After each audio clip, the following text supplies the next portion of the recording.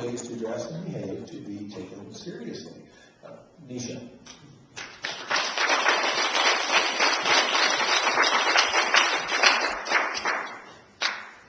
Greetings, everyone. Thank you for having me. 5 tips to nail a job interview. Let me tell you a little bit about myself. So glad you asked. I finished my undergraduate degree, and I was just asking everybody, who's hiring, who has a job? I need a job, I want a job. Student loan, car payment, apartment.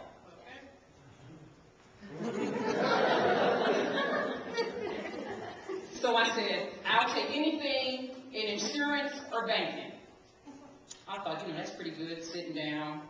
I got that mastered in college. That's one thing I got down, sitting. So I got a job as an insurance adjuster. So you would call me up and say, Nisha, I was in an automobile accident, my car got hit. And I would say, your car is only worth maybe $2,000 or $3,000. It's a total loss, and you have renter's insurance. So yes, we can make it work. So you would think that your car was worth more, say $5,000. I'd say, no, really, it's only worth $2,000. Then we would get a rental car and on, and then we would sue the other insurance company on and on. So I did that for a number of years. You get kind of tired of that. You get depressed talking about damaged vehicles, and you didn't turn the right, the yield sign, you didn't get on the highway quick enough, whatever. So I thought I'd move on, and I said, I want to work, but not for real. I want to work for the company, but I don't really want to know what they do. I don't want to know. So I said, human resources. Okay, so I had about this much experience in human resources. This much. So I had the opportunity to work through a temp agency. They said, Nisha, what do you want to do? I said, oh, human resources. Because I want to work with what? Not for real. Not for real. So I said, I started off working as the intake person, looking at resumes. And I would say, I think actually, because when you're in school, you take the business classes, they tell you how to write your resume, and, like your objectives, your education, all this, you're all this and you're all that. And when you see it on paper, you're like, am I really all that?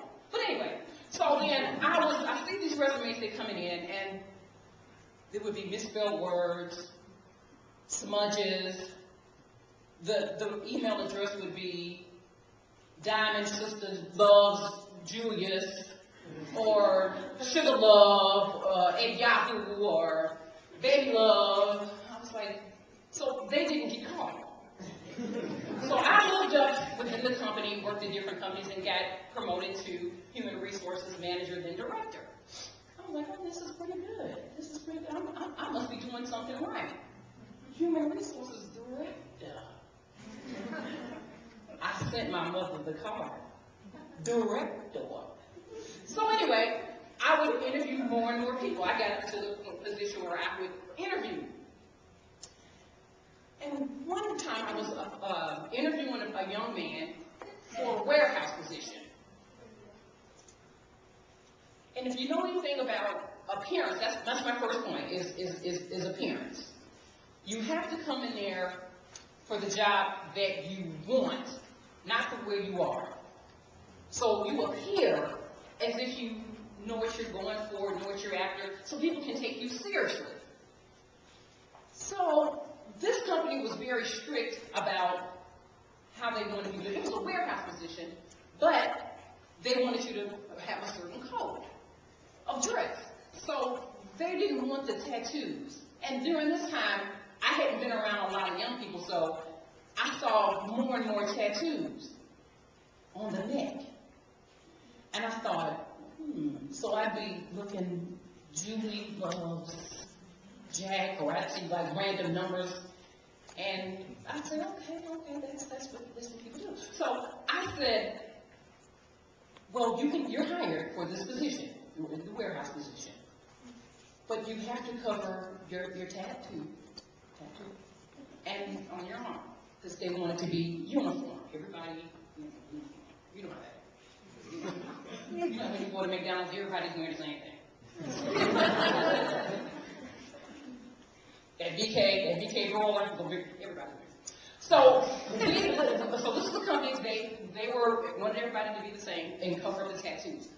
So I told this guy, you have a job, but just, just cover it up. So he worked well, a couple days, and the supervisor came to me and said, Nisha, you know what happened to whatever his name was? I was like, I don't know, let me give him a call, let's see.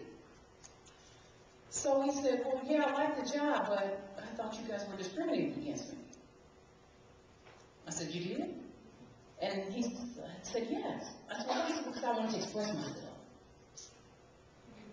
I wanted to express myself. I thought, well, we're not acting school, or trying to get a part. This is a job in the warehouse. You're taking things off of the crate and you're putting it on the dolly, and that's what you're doing. So I was like, oh, okay, yeah, and all right. But anyway, your appearance matters.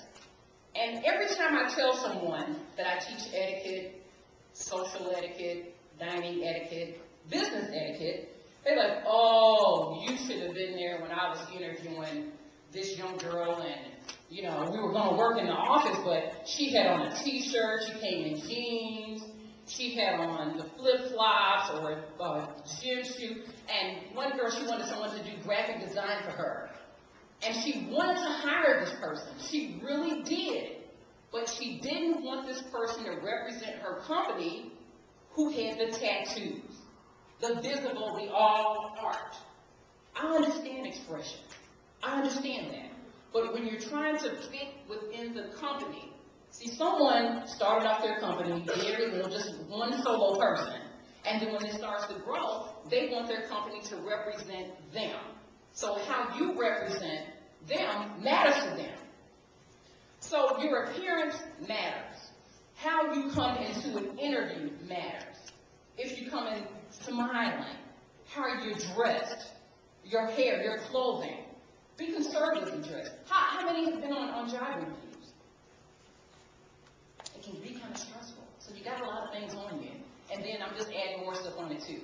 So good luck. Okay.